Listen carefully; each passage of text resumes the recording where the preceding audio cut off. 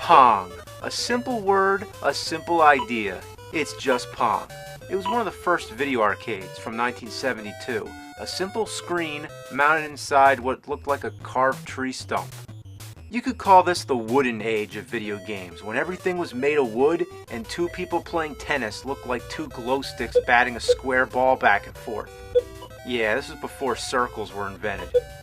In spite of its simplicity, it's a fun and addicting game, even to this day. I thought it was fun.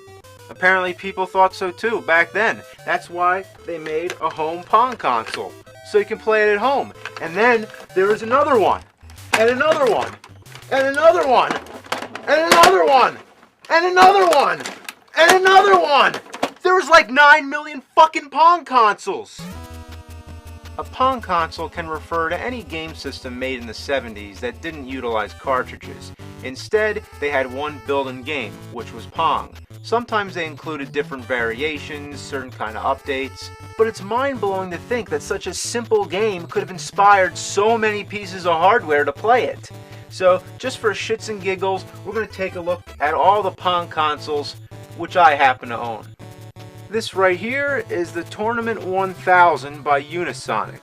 Unfortunately, this one doesn't work, but with game consoles this old, that's something you have to expect. From what we can assume, you can select between 4 different kinds of Pong, and over here, it looks like the game didn't even have the technology of keeping score, so you have to do it manually, which is pretty shitty. Even the most basic Pong games kept score. The controllers slide out right here. Now that's what you call a basic controller.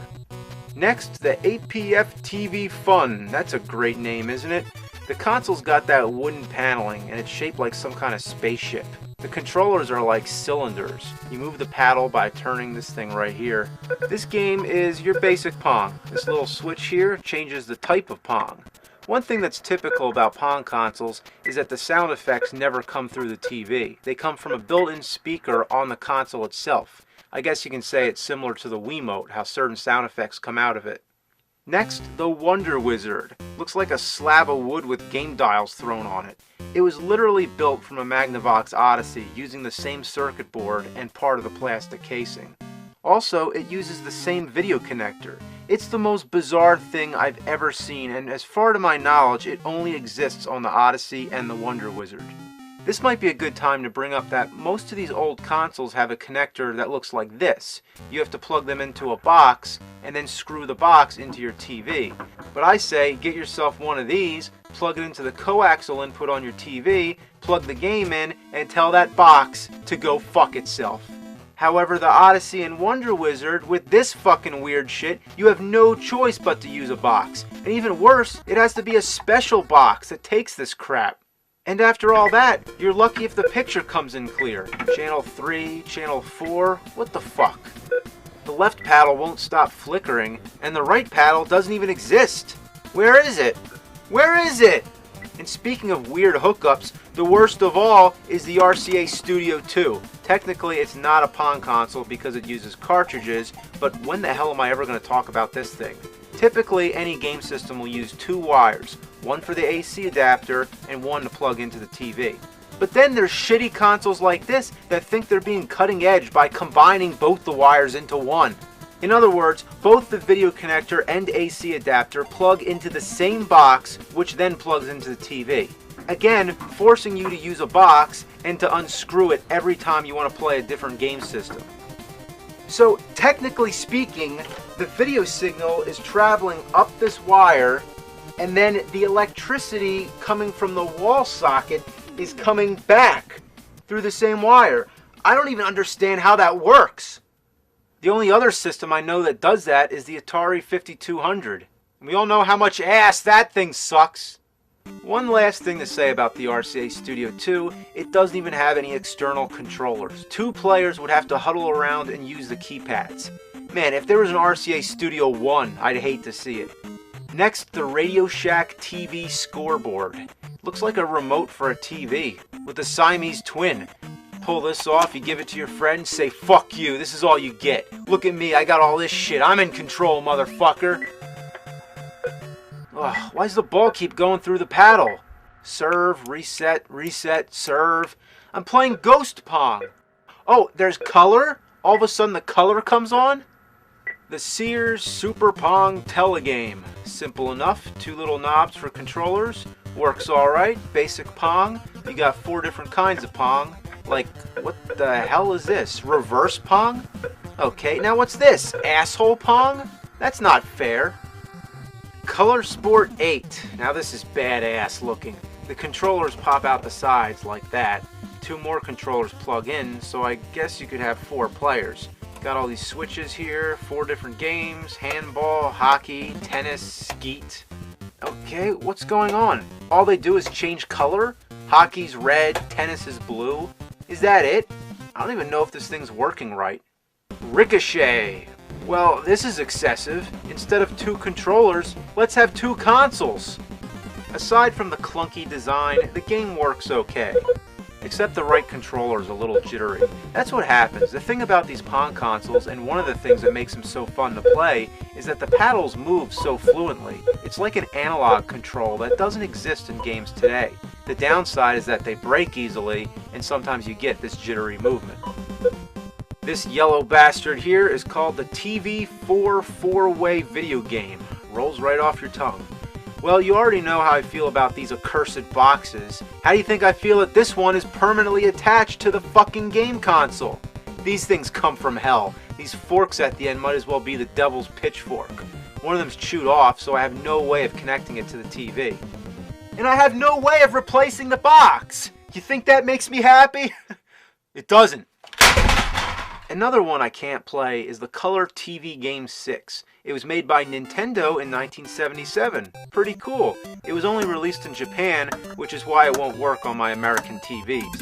I've heard something about turning the channel to 95, but none of my TVs go any higher than 82. Apparently it has 6 games, and 2 players would have to grapple for the controls.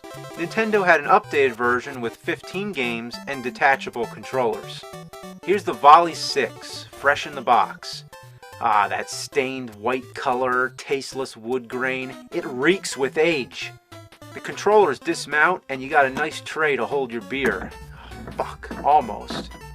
The games are pretty typical. It's your average Pong, with one exception. It's got some gun games. I don't have the gun that goes with it, but as you can see on the box, it was some serious shit.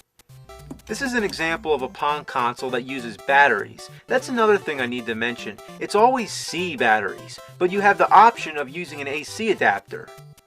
Now, tell me, what would you rather do? Run to the store to get some C batteries to play your Volley 6, or just plug it in the wall? The only problem is that a lot of these Pong consoles did not include the AC adapter. Now, I don't know if that's because people lose them or they break, but judging from the box and just the fact that batteries are an option, I imagine a lot of times they didn't include it. Now, what are you going to do with batteries? Play it at the fucking beach? Did Pong consoles have some kind of deal with the battery companies to sell more fucking batteries? Alright, this is the Magnavox Odyssey 4000. In between the Odyssey and Odyssey 2, which were cartridge-based, Magnavox made a whole bunch of Pong consoles, naming them after the 1000 digits. The biggest innovation here is that you can move in any direction, rather than just straight up and down. The Fairchild Channel F was another innovation. It's a cartridge-based console, but it includes a great Pong game. The controllers were the most complicated yet, and it takes some time getting used to, but when you do, it's awesome. Rocking the stick moves the paddle in any 4 directions. Twisting and turning changes the angle the paddle's facing. Pushing and pulling moves the goalie up and down. If you play with a friend, it makes for a busy and intense game of Pong. This is the Coleco Telstar. Once again, the controllers are built on the console. There's 3 settings: tennis, hockey, and handball. It's another basic Pong console. At last, we have the Coleco Telstar Arcade. Look at this mess. A steering wheel? A gun? What madman came up with this? Believe it or not, it actually uses cartridges. Have you ever seen a cartridge like this? A silver triangle that snaps onto the top of the console? On one side, you have a regular Pong game. On the other, you have a racing game. The lever controls your speed, and the wheel steers your car vertically on the screen.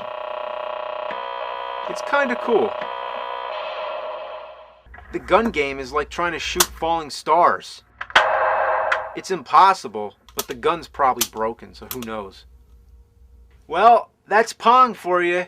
All these different consoles goes to show how such a simple game could become such a hot-selling franchise. I could see people thinking 30 years ago, wow, Pong, this is where it's at. It ain't gonna get any better than this. Now what's this here? This Xbox 360? Some modern game system? I don't know. Maybe it has advanced graphics. Might even be in color. Let's check it out.